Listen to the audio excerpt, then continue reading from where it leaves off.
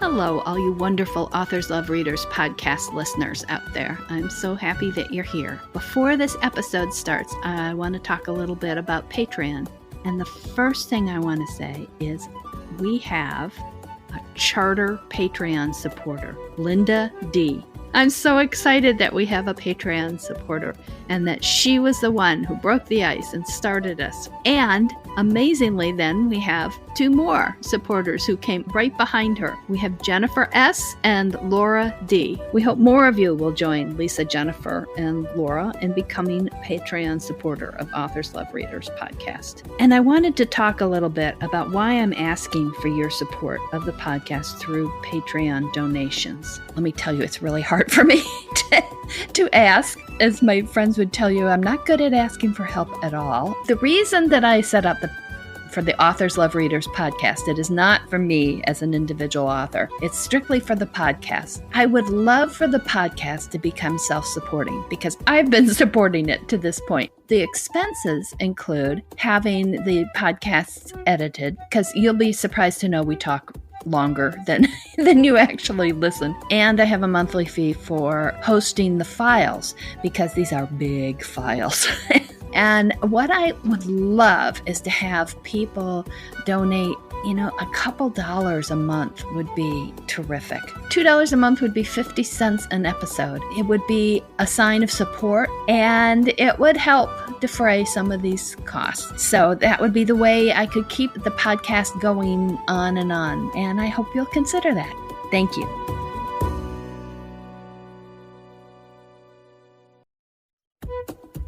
Hi, welcome to this week's Authors Love Readers podcast, where we delve into the stories behind the stories. We're asking authors questions, some of them fun, some of them serious, and from their answers, you're going to learn things you never knew about the people who write the stories you love. My name is Patricia McLinn. I'm your host and designated question asker.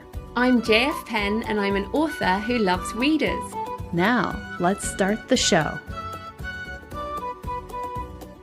Hello, and welcome to this week's edition of Authors Love Readers podcast. I am delighted today to have JF Penn visiting us. Well, I was going to say from the UK, but some of the listeners are in the UK, so visiting us, period. We know each other. Well, I feel like I know you a lot better, which you must run into a lot because she does a wonderful podcast on the business side of writing. We're going to talk about the writing side of writing this time. And we met at the Novelist Inc. conference, which to regular listeners is a refrain. So they hear about Novelist Inc. a lot. So do you prefer JF? Oh, Joanna is fine. Okay, We're Joanna. friends, Pat. Okay. For readers looking for your books, it's JF Penn for your fiction books. So tell us a little bit about your fiction, because you have an interesting niche. Would you say? Well, it's funny. I mean, I think you're right. I write thrillers under JF Penn and nonfiction under Joanna Penn. So I like having two different personas.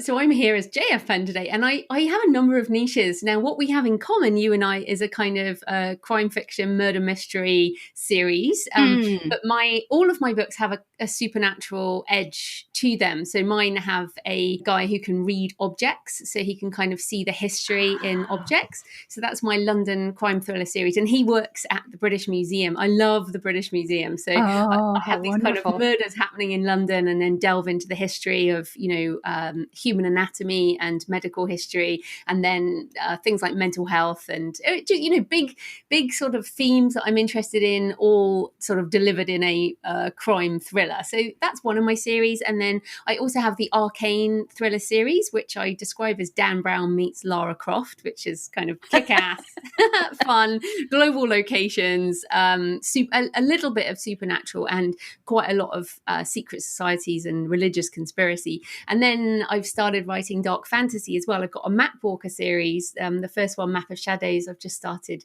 writing the second one, which is sort of split world fantasy and around cartography and maps. Like, the premise of that is, what if we could walk through a map? And I love that idea. Oh, I love that. Yeah, it's so cool. So that's another series. So I feel like I write across many niches, but I normally say I write sort of thrillers with a supernatural edge. So that describes it all. Do you get ideas from the research? Does the research lead the story, or does the research serve the story? And do you come up with ideas specifically so you can research certain things?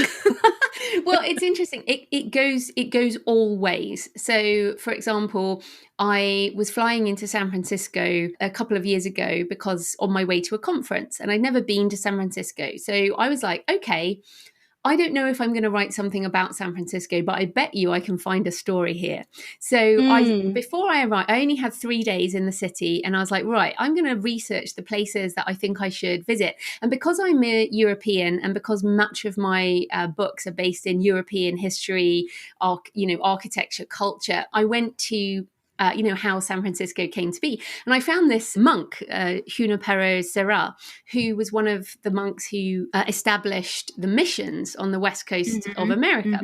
And I was like, wow, okay, this is really interesting. And there was a relic, which is a piece of his bone in the church in San Francisco. And I found some other cool stuff there, like a columbarium, which is where the bones of the dead are held. The only one in San Francisco City, because otherwise it's illegal. They moved everyone out to Colmar, all the dead. But so when I went there, I found this stuff. And then I was in New Orleans, and I found a Bible in St. Louis Cathedral, which tied into Spain. Oh. And then I went to Spain, and I just happened to literally be staying in a hotel around the corner from where that monk, Junipero Serra, came from. Isn't that crazy? And I was like, oh my goodness.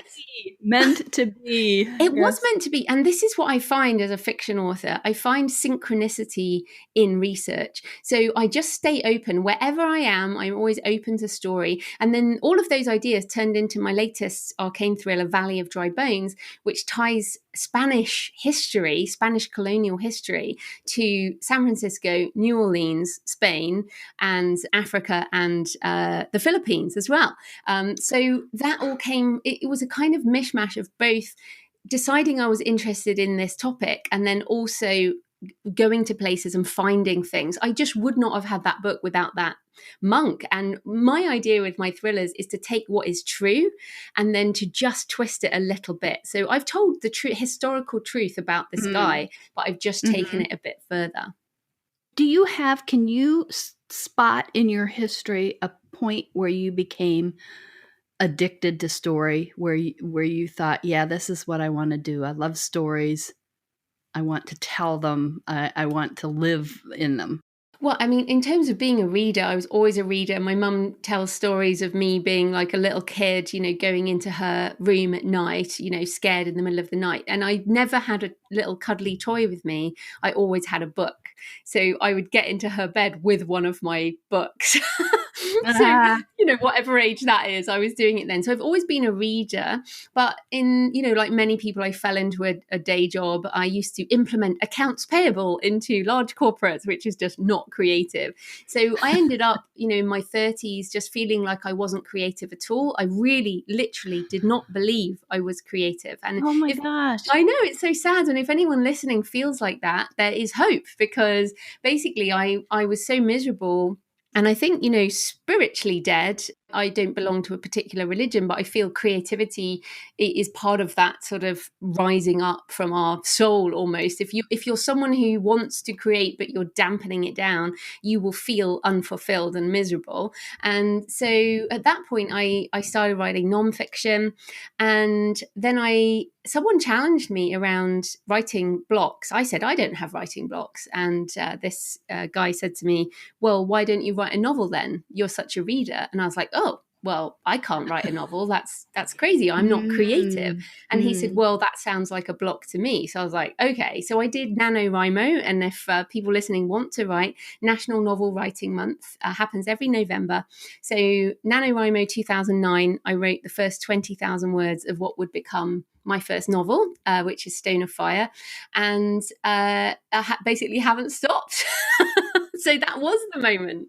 So when in those 20,000 words did you say, whoa, I can do this? I think pretty quickly. And I think there's magic. There is magic in setting a timer and writing a pile of crap, basically. I literally got over this. I think this is the magic. Many readers, well, I think probably all readers are intelligent people, and they know books, they love books, and it intimidates them. And they think, I could never do that. But the problem of being a reader is you're reading the finished product. So the thing that kind of Yes. changed my life as a writer was realizing that there was a first draft. And I think Anne Lamott's Bird by Bird, fantastic book, recommend it to everyone, kind of taught me that, it's okay to suck. It's okay to have that not very good first draft. So for me, those 20,000 words, probably only 5,000 words of that became the seed of the book. And then I did a year-long Year of the Novel course at a local library and wrote that, did the draft, did the edits, etc. So what I would say to people is, if you want to write, then it literally is set a timer, sit down, write for the amount of time that there is, and understand that will be not very good, but you don't know where it might end up. That's a great point, that people sit down and think they're going to write the finished product, where you have to learn how to get to that. And each person's process can be a little different. So it's not a paint by numbers. You've got to find how your creativity works. Definitely. And I mean, I think what's interesting, someone will look at you and say, well, you've got like 45 plus novels, so it must be easy for you. But I think, yeah, exactly. And I feel like what I also love about this career is that we can keep pushing the edge. We can keep learning. Yeah. I think the process is easier, as in both of us understand that we sit down and we write some words and eventually a book will emerge. But the process is still difficult. But for anyone listening, you just have to sit down and do it, right? Or stand up and do it. And yet there's always a point in a book for me where I think, okay, but this one is not going to pull out and be a book. This mess is not going to be pulled together. And I know intellectually that I have done that before, but there is something in me that each book says, yeah, but this time it's not going to work. But that's because you're challenging yourself. And I feel the same way. I think partly why we do what we do is to keep challenging ourselves. So if we're not on the edge of our ability, it would be too easy and we would just give up, or we would be bored, or I would be back in my day job just doing the same thing over and over again. And although the practice itself is the same thing over and over again, the ideas and the story and the characters and all of that and the world for me is different every time. Mm-hmm. So I think that's the exciting thing about being a writer. Let's jump back to some of the getting to know you and letting the readers and listeners get to know you questions. And I'm curious about this. Do you have any strong fears, and do you use them in books? I think I have fear of being tied down. Like for me, a fear would be being trapped, being not free to do what I want to do. I'm very law abiding. I mean, like I don't want to go to prison or anything, where people would take away my freedom to choose my life. So from a very young age, I was brought up by a very strong single mum, and she took us to live in Africa, in Malawi. I went to school in Malawi in Africa, and from a young age, I've had a strong female independent role model. And so for me, that kind of independence has always shaped my life. So my fear is to be dependent. And it's interesting because this really shaped, and regardless of anyone's political or religious views, I am child-free by choice, and I campaign for the right to die, because for me, a massive fear would be to be in some home with no one to look after me, losing my mind, and not be able to get out. So it's very interesting. I mean, that's a deep question. It's a deep answer, but it's something I think about a lot. It's how do I make sure that I have the freedom for my entire life and choose my way out as well as my daily life. Do you think that comes into the books? Yeah, absolutely. I mean, all my characters are very independent, strong. Well, not all my characters are strong women. My main characters are strong women. So Morgan Sierra in my ARKANE thrillers, she's totally, she's ex-Israeli military, psychologist, but she can fight. She can do all the things I'd love to do. She does Krav Maga. She's very good. In my London crime thrillers, my detective, Jamie Brooke, another strong female. In the Mat Walkers, again, a young woman. It's a kind of YA crossover, but the young woman who emerges as a leader. Pretty much every single one of my books has a strong independent female character. That's just, I mean, maybe it's us, we put us in our books, and that's partially me, partially who I want to continue being, partially what I want to bring to the world, I guess. And also I love men. I love my husband. I love, I have no issue there. And I have a lot of guys also in my books. So, I try and represent that side, I guess. Okay, simple ones here. What's your favorite taste? Chocolate. Oh, good. White chocolate, dark chocolate, milk chocolate? Let's go 65% cocoa with some sea salt. There you go. Green and blacks all the way. Green and blacks. I say that's seafood and vegetable, because the cocoa is a plant and the sea salt comes from It's the very ocean. healthy. Yeah, only organic chocolate all the way. See, I figure we have to specify what kind in case any listeners want to send you masses of presents. So how about a favorite color? I have two favorite colors, and it will totally, my husband just laughs because I'm either wearing one or the other, and one is blue. Like right now, if you could see me, I'm wearing all blue, and the other one is like a dark red, like a sort of wine red color, which is the color of my car, the color of my, my bathrobe. So I basically, all of my life has got these two colors, like blue and like a dark red. Do you know how that originated? Do you associate it with anything in particular? No, I definitely like primary colors. I'm not a pastel girl at all. So definitely primary colors. I don't know. I mean, the blue, obviously ocean. I'm a Pisces. I scuba dive. I love the ocean. And the red, I guess, I'm kind of on the edge of, I'm not a horror writer in that sense, but a lot of my books are that darker red color does, come through in my books, I think. Okay, that's interesting, because one of my weird questions is, if your writing were a color, what color would it be? Well, there you go. Dark wine red. Yeah, totally. You mentioned the corporate job. Have you had any quirky, surprising jobs that didn't kill your soul? I try and just write off. Well, I mean, I ran other businesses. So, for example, I did have a scuba diving business in New Zealand. Cool. It didn't work out very well. Here's a little tip for anyone starting their own business. If you have a boat, it's very expensive, and the price of fuel, the price of fuel can change every day. I mean, it's crazy. So if you have a business where the variable costs just don't work, and you have to hire staff, and you have to have massive insurance because people might die and the weather might change. I mean, there were a lot of reasons why that didn't work. I love being an author. You just go to the cafe and write some stuff and then sell it. So yeah, there's an example. Okay, so that's one of the questions that one of our readers asks. Do you have a favorite place to write? And that this reader asks if it has an inspirational view, which I think is really kind, because I think they want us to have an inspirational view. Oh, do you know, that's such a lovely point. And I feel like that is a romantic question based on an ideal life. What I find is really interesting. I have to have really boring routine in order to write a book. So I write at a particular table in a particular cafe. There is no view. It's like the back of a coffee machine. Like, seriously, it really is.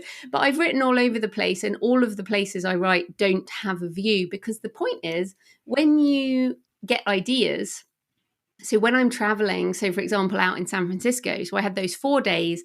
I was going around San Francisco, taking pictures, writing notes, thinking about stuff, researching, buying books. That was my view. And then I come back to my boring desk and I go inside my head. And inside my head, and also my pictures, all the pictures I've taken, really important for detail. So I think the view is not the point. The view is not the thing. The research is the view. And then when you write, boring routine is the way forward. Authors seem to be split. almost 50-50 on whether they want that blank canvas in front of them or whether they want something gorgeous. But either one is inspiring. Yes, but also I think I'm very privileged in my life. The way I choose to live, which is very location independent, I travel a lot. So I think many writers who have a perfect home life, a perfect view, don't necessarily travel as much as I do. So I prioritize spending money on traveling, and I still live in a rented apartment. And I to me the creation space is more a laptop in whatever cafe, and the interesting research space is out there in the world. Okay, I want to ask one more for sure, getting to know you question to make sure we get it in. I have this peculiar little desert island that you're going to be stuck on for a really, really, really long time. That's the bad news. The good news is it has the facilities to play movies. Then the medium bad news is only 3 movies. So you have to pick 3 movies. It's a very peculiar island. 3 movies that you're going to watch over and over and over for a long time. You see, the question there is, what if you're stuck on this island? Because I'd be like, yeah, I'm done with the movies. I just wouldn't be watching the movies. If I'm stuck on this island, I'm not watching the movies. I'm probably like swimming around the reef and investigating and building stuff and doing other things. To be fair, I mean, I'm a big reader. I'm a big audiobook listener. I don't watch a lot of movies. And the movies I do watch are not at all, my husband laughs. My husband is very literary. And I'm kind of like, I enjoy movies like Con Air, which is... Con Air, like I said, Mr. and Mrs. Smith with Angelina and Brad Pitt. I mean, come on, that's awesome.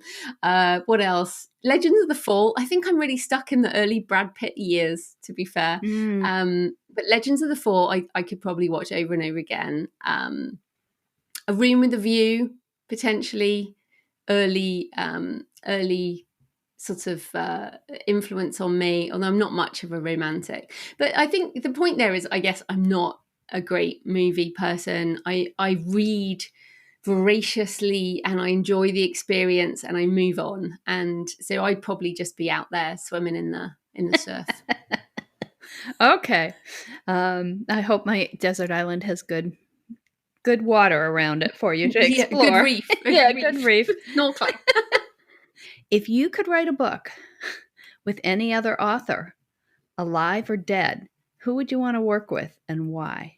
That's a tough question because I know a lot. I've co-written a number of books, and I find the process very, very challenging. Even like four of us authors got on a train in Chicago to New Orleans, and we wrote a book, 4 of us together, called American Demon Hunters Sacrifice, and we wrote it on the train about the train, and it was incredible. City of New Orleans.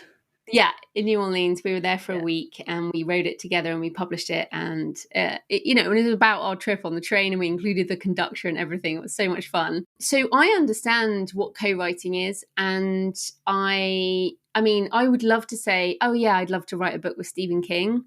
But I also know that, and Stephen King himself says in On Writing, which is another must-read book, that sometimes not meeting your heroes is a better idea. And I love that. So to be fair, I think part of the reason I write is to it's just to go inside my brain and find interesting things that I'm interested in. So the question of why one would co-write is probably what I would come back to. And although I've enjoyed the co-writing experience, I've found it very challenging. It's not something I'm planning to do. So I would have to say, I love you, Stephen King, but I'm just going to keep reading your books. I find that I'm surprised because you have co-written. I'm one of the people sitting there going, no way would I co-write, because I write so strangely, and because of the admitted megalomania that I want to rule my world, that I want to do it my way. Somebody had an answer to this question that I am going to steal. It's Shakespeare. And it's not just to be with him. It's to know who Shakespeare really was. Once and for all, I would know the answer. Well, yeah, there you go. Author Collective. All you have to do is look at the author collectives on the Amazon Kindle right now. There you go. Modern Shakespeare. I don't know. Not quite. Now, my question is, from the initial idea, what is your process to then have it become a full book? And which parts of the process do you love and which parts do you hate? Well, I definitely don't hate anything. I mean, I spent 13 years implementing accounts payable. So, I mean, seriously, there is nothing I hate about my job now. Nothing at all. So I thank my lucky stars every day I can do this. There are parts I like better than others. So I love research. I love traveling for research. And this is another tip for people. I mean, like 10 years ago, I looked at my life and I was not happy. So I wrote down what I wanted in my life. And I said, I want to read, I want to write, and I want to travel. Those are the three things I wanted to do with my life. In that way, that's basically what I do. So for me, the bit I really love, like I'm planning out my trips for next year. We're cycling through Thailand, Cambodia, and Vietnam. So I know there will be a book out of that. Yeah. In some way, like we'll spend certain time in Bangkok. I'm also planning, trip to Amsterdam. There'll be a book out of that. So I'm kind of, I love the research process. And what I tend to do is just consume. So I have these two modes. One is consume mode, which is all the world, and I go to things and I look at art and I go to places and talk to people, and then I produce. So consume and produce. So probably the most difficult, I mean, first drafts are hard for anyone, right? I mean, they're hard. So when turning those ideas into a first draft is probably the hardest part, but also that's the bit we do. That's the rewarding part. And then I pretty much love editing and the production process, like, the publishing side, whatever has to be done. So I think I probably love best. I love the ideas and the research and all of that. But also I love turning a first draft into a finished book too. You go someplace and you're inspired and you have pieces from that, and then you combine that with other pieces. I'm thinking about going to San Francisco and then combining it with pieces from New Orleans and combining it with pieces from, it sounded like Spain, and you mentioned the Philippines and Africa. And at what point, what do you need to know and to have before you sit down to start to write that first draft? I think I need to know, because now I've got so many series, I kind of need to know which series it's in or whether it's a standalone. So, for example, this is a good example. In the year 1999 it was. In 1999, and we're talking in 2018, so this was a while ago, right? I sailed from Fiji to Vanuatu on a tall ship. So, with sails and things. Yeah. And that trip really changed my life in many ways. But it was 10 days, I think it was 6 days blue water, as in you can't see any land. And what's so interesting is a book that I want to write in the next year. I want to write a standalone horror novel set on that boat. And that has come, that's like however many years that is, 18, 19 years later, that is coming back to me as a story idea. So I need to know setting. So when I think about that book, right now I can't write that book. I've started thinking about it. I have a setting. I have a couple of the characters, but I need a few more characters. I need to know the ending. I need to know, see, I'm someone who needs to know the ending, whereas I know some authors don't. I need a few kind of what they call tentpole moments, so a few pivotal scenes. And then I'm not an outliner, so I don't tend to do a massive outline. I'll write, I'll open a Scrivener project and I'll write a few things, but mainly I have a few ideas. I write 20 to 30,000 words, and then I will do like a reverse plotting type thing. Yeah, I do reverse plotting, but I meander a lot. Yes, there's a lot of meandering. I'm more of a discovery writer, but I need, I won't start writing that book until I know more about it. So probably before I write that book, I'm going to write this Matt Walker book. I'll probably write an Amsterdam book before I get to that book. So I'm always thinking about the different things. So one of the readers asks, and this kind of segues into you're talking about having the series, do you miss the characters and think about the characters once you've finished a book? No, because, like I said, my main characters are mainly me. So and you're always there, right? Yeah, I'm always here. So it's more like I'm somewhere. My husband will laugh. I took him we went to Budapest for the weekend, and I took him to, the mass grave at the at the synagogue and the House of Terror, and I'm like, oh, I wonder what Morgan will do here. My main character, my ARKANE thriller. So my characters are experiencing the world as I see them generally. So you're carrying them with you, or you're carrying yourself there. That makes a lot of sense. They're waiting for me to write another book, basically. This is the problem. Like, little tip, people, don't start tons of series. I guess you've done the same, haven't you, Pat? You've got loads of series. Oh, yes, I have. And I'm starting another one. Yes. We can't help it. It's an addiction. I know. And then I can't let go of any of them. That's the other half of the addiction. Like this story idea on the tall ship. Do you have any ideas that you have jettisoned completely, or do you have half finished books, or do you give up on stories? That's a prejudicial question. Sorry.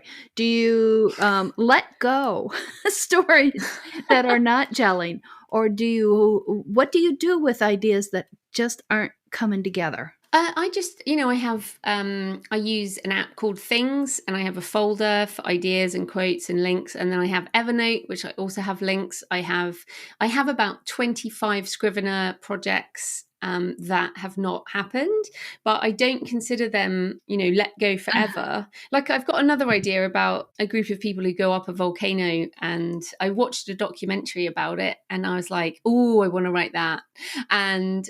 But I don't know when that's going to fit or how that fits. I just know that at some point, the notes I wrote on that documentary, because I watched it twice, in the end, I was like, this is great.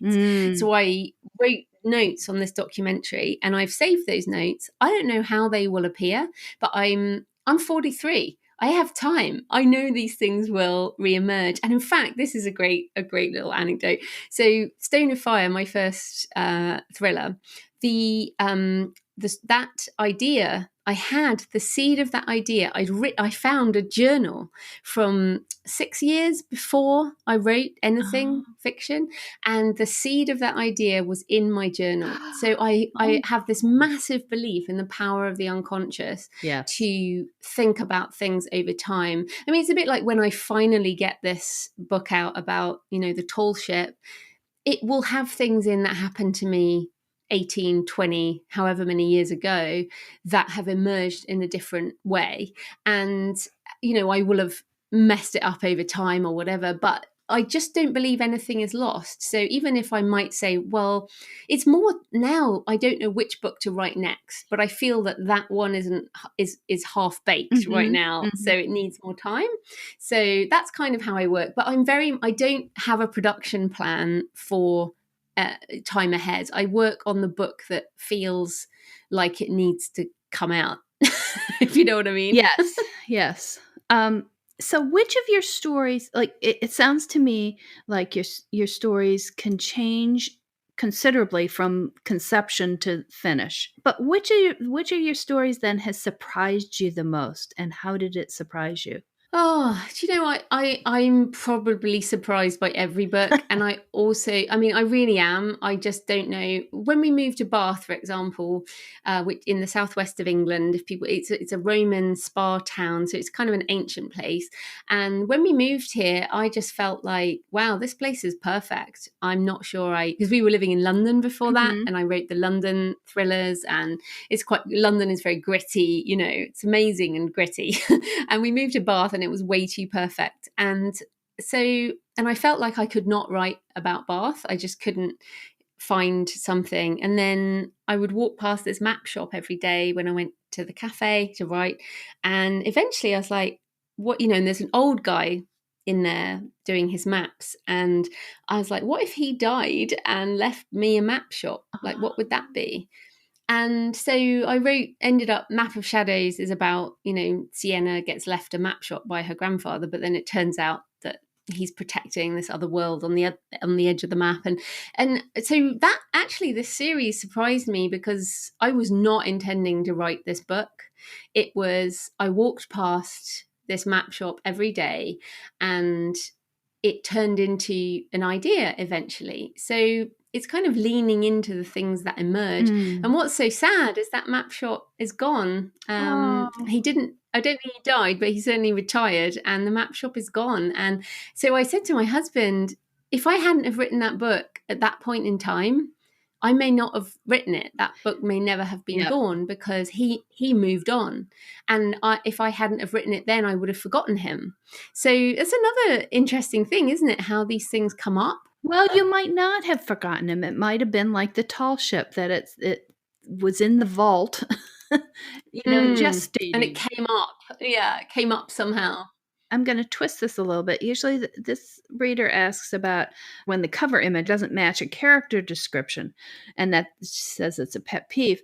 But I'd like to turn that a little bit because how do you conceptualize a cover or covers for your books with these, you're not doing straight murder mysteries, you're not doing romance where you put a couple on the cover, you're not doing westerns where you have the the horse. How do you conceptualize to come to a cover? That's an easy answer. I work with a professional book designer. I mean, literally, what I do is, in terms of images, obviously I have my own pictures, but then I also have a Pinterest. So I use, I'm like JF Penn on Pinterest, and I have a board per book.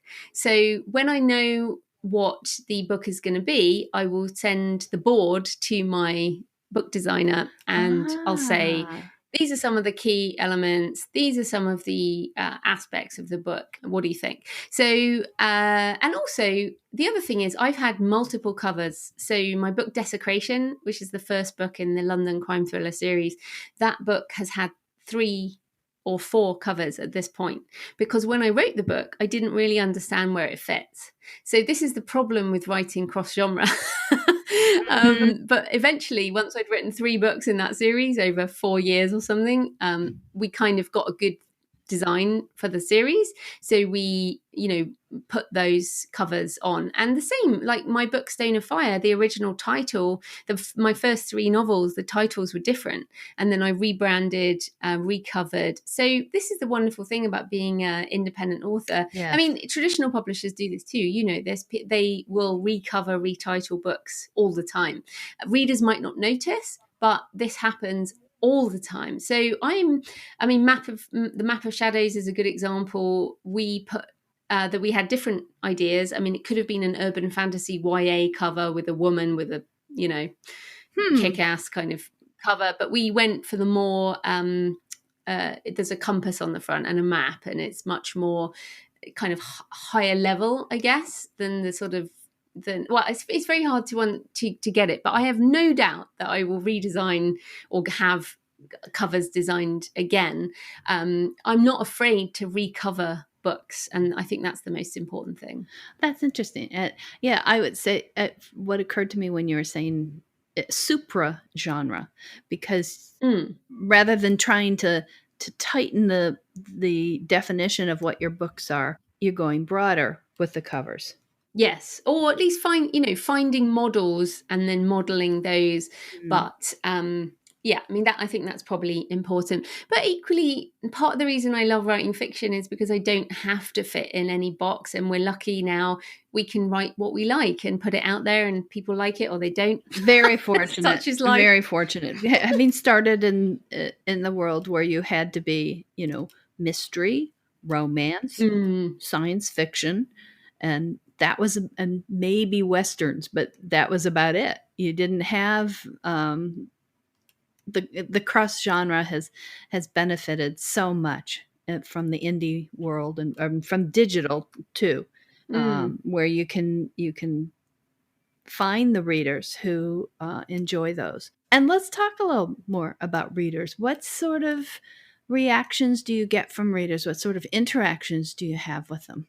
I'll tell you, there's one writer I interviewed who has readers who send her chocolate. So that might still be my high bar. Well, I mean, like I said, I live a very kind of location independent life, so I try and avoid physical things.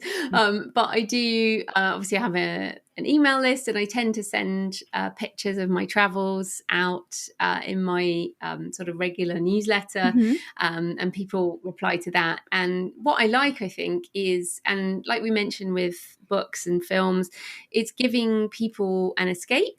And so a lot of people don't get to travel like I do. And many people who like my books do want to travel somewhere, whether that is in the real world or whether that's into a fantasy world. So yeah, I love sharing my pictures. I always put lots of pictures in my newsletters, and as I said, I have my Pinterest page, and I like sharing physical images around the books. And then I love, I mean, you know how it goes, you put out a book and then people read it within 24 hours and say, when is the next one? Yeah, where's the next one? And this is the problem with all the series. You're like, oh, which series do I need to write next? I mean, but we're very lucky that way, and I feel grateful that my readers allow me to. I mean, inevitably some readers like certain series, and they want another one of those books. And yes, I feel like, very honored to have people saying, when is the next one? Yeah. Yes, absolutely. But I feel like they don't necessarily know, like this horror book on a tall ship. Who knows what that will be in the future, and who knows whether they will like it or who will like it. So we, as creatives, we have to keep pushing the boundaries of what we want to create, and then people like it or they don't. I want to tell everybody that all your links will be in the show notes, so they don't have to try to madly take notes about that.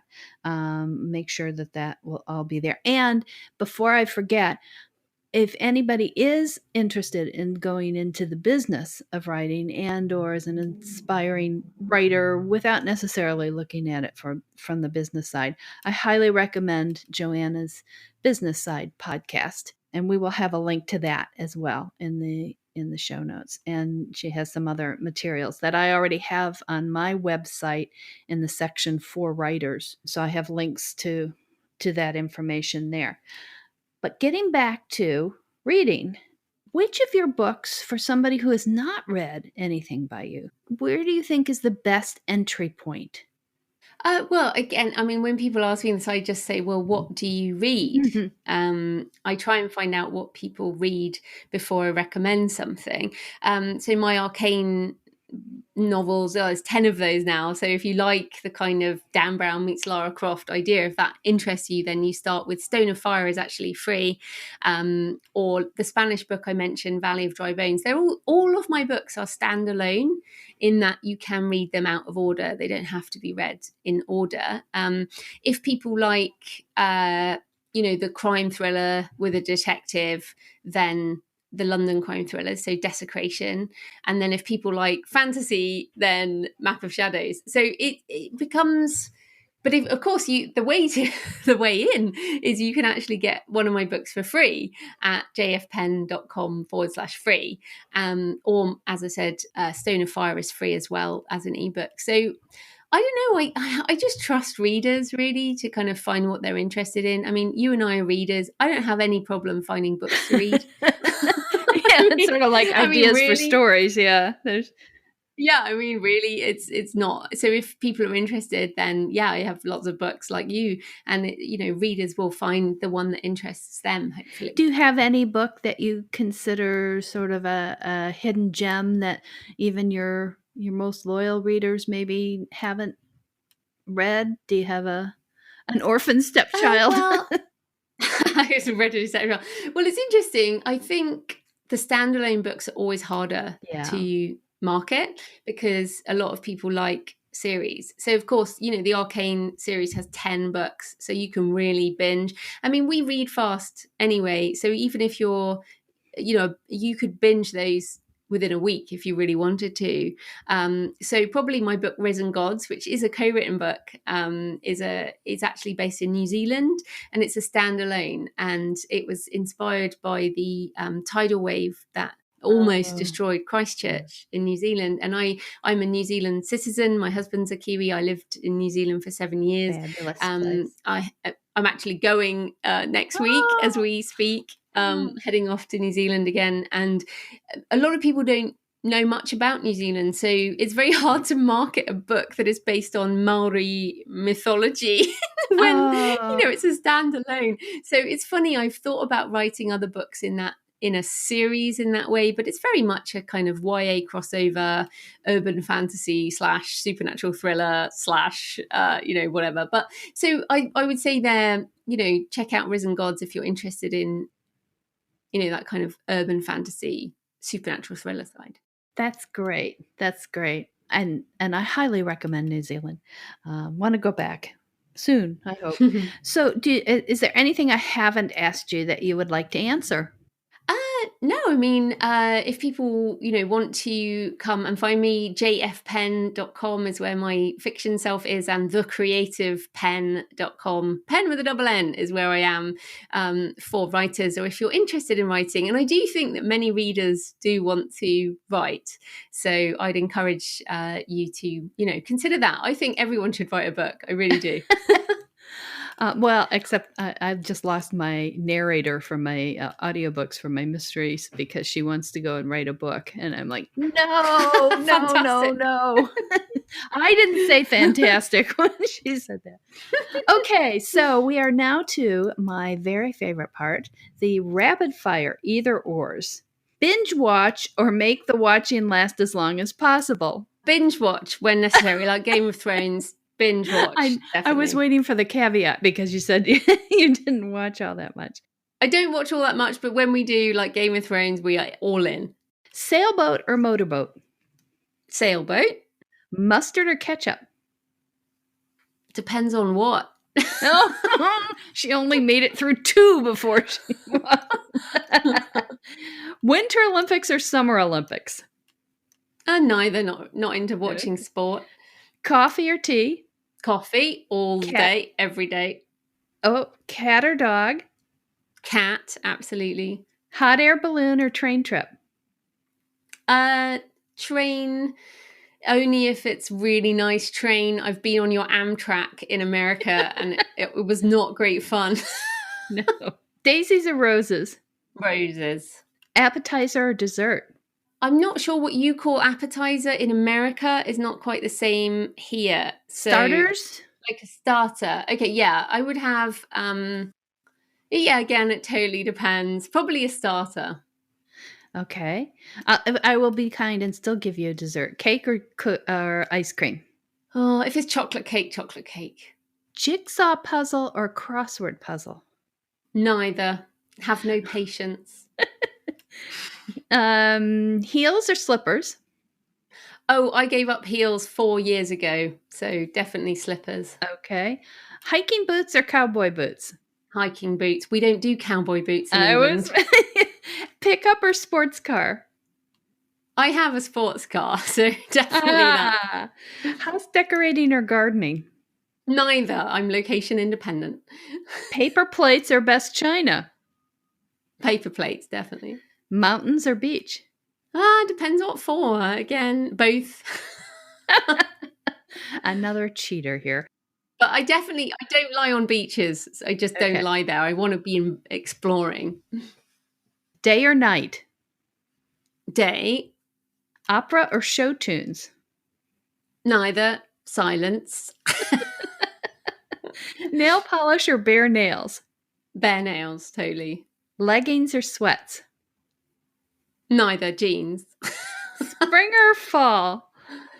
Either. Again, having lived in New Zealand, everything's reversed. So I'm thinking whenever it's spring in England, it's fall in New Zealand.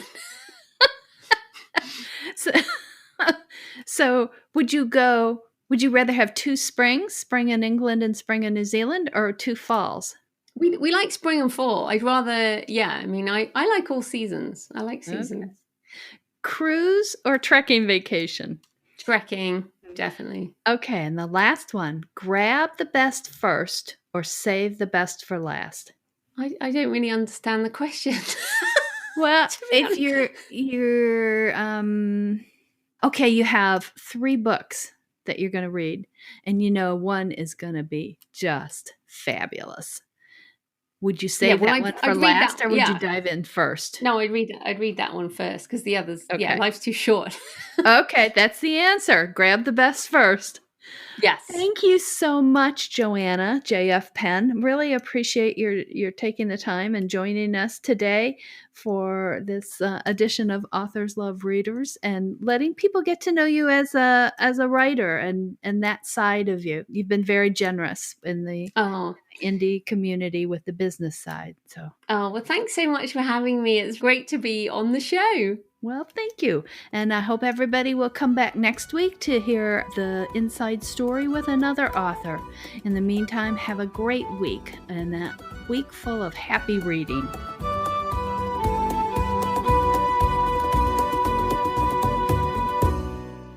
That's the show for this week. Hope you enjoyed it, and thank you for joining Authors Love Readers podcast.